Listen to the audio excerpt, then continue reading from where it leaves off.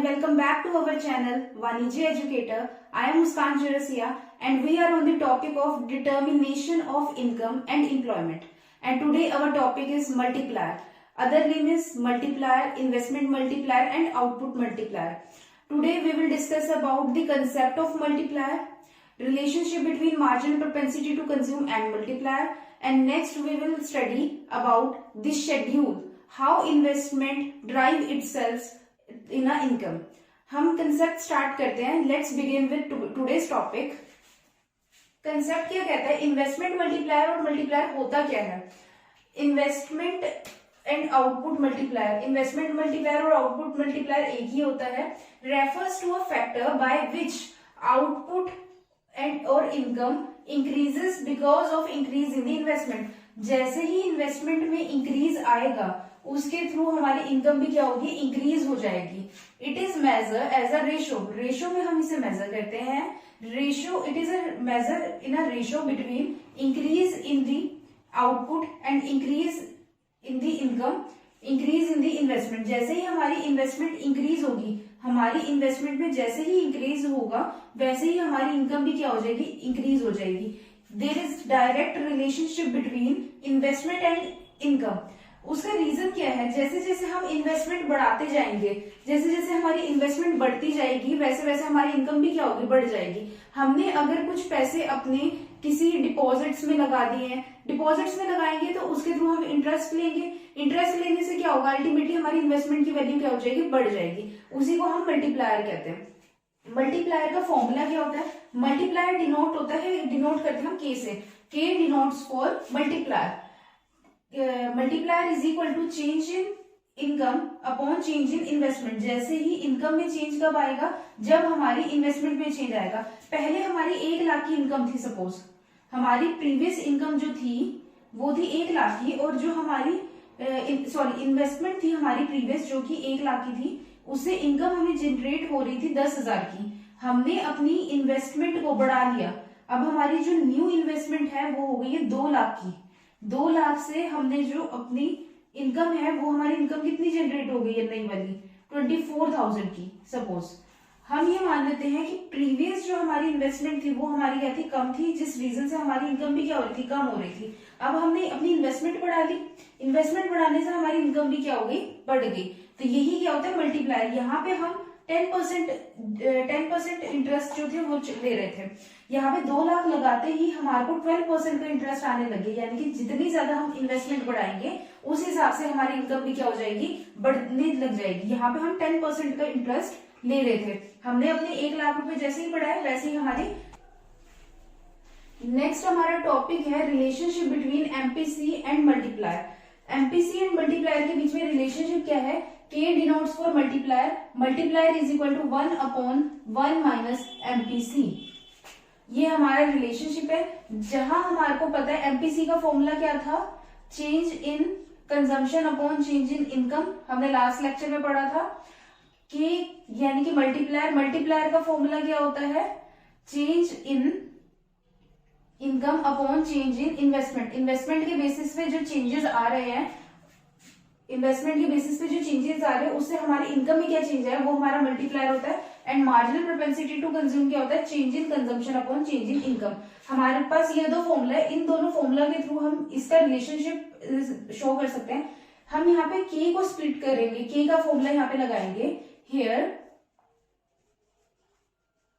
We take K is equal to change in income upon change in investment.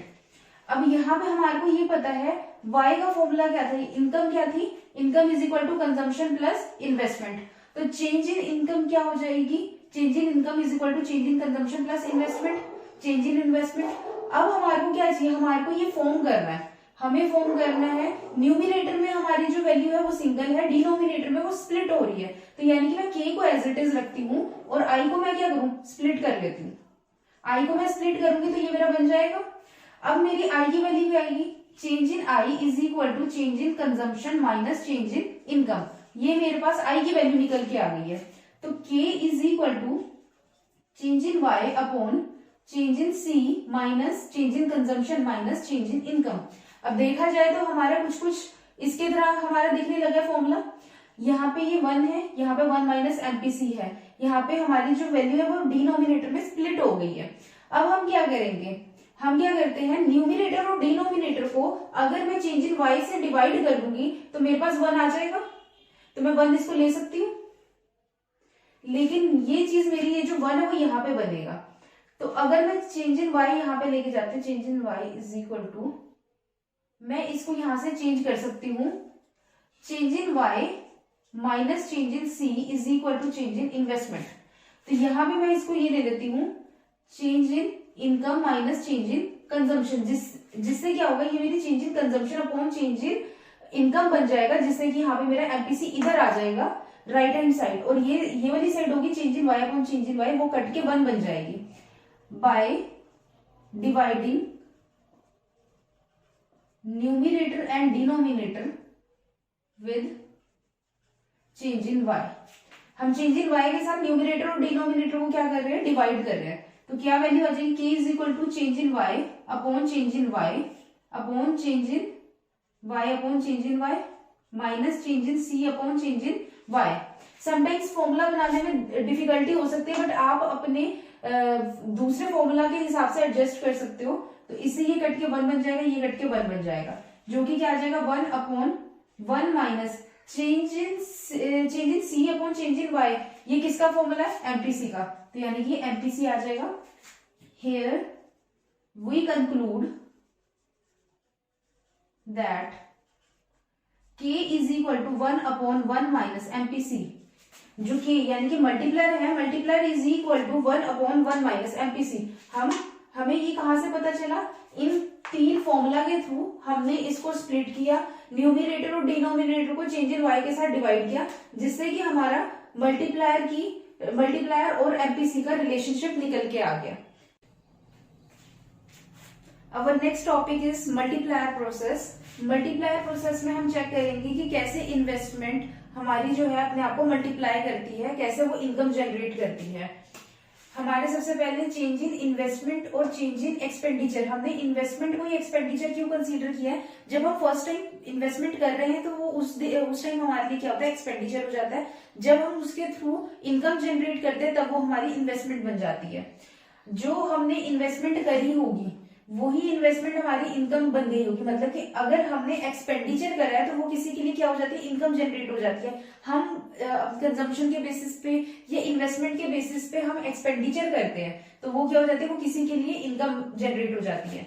जो 100 rupees हमने investment पे लगाया वो 100 रुपीज क्या हो गए, मार्केट में इनकम बन के खड़े हो गए।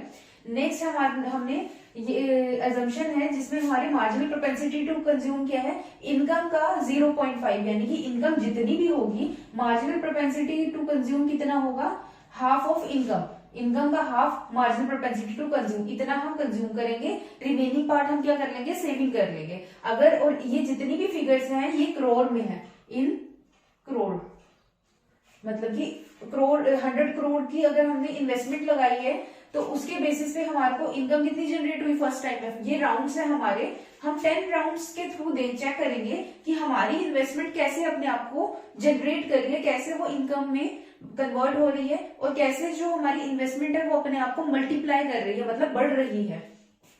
जो हमने 100 करोड़ रुपीस लगाए मार्केट में, उसमें से 50% जो है हमने कंजम्पशन कर ली, 50% हमने सेविंग कर ली। अब ये जो पैसा हमने कंजम्पशन पे लगाया, यानी मार्केट में कुछ खरीदा होगा हमने जाके, कोई कैपिटल एक्सपेंडिचर किया होगा, कोई हमने रेवेन्यू एक्सपेंडिचर किया होगा, तो वो हमारे क्या होगा, वो हमारी इनकम जनरेट हो जाएगी, मतलब वो हमारे लिए एक्सपेंडिचर है, किसी के लिए वो इनकम है।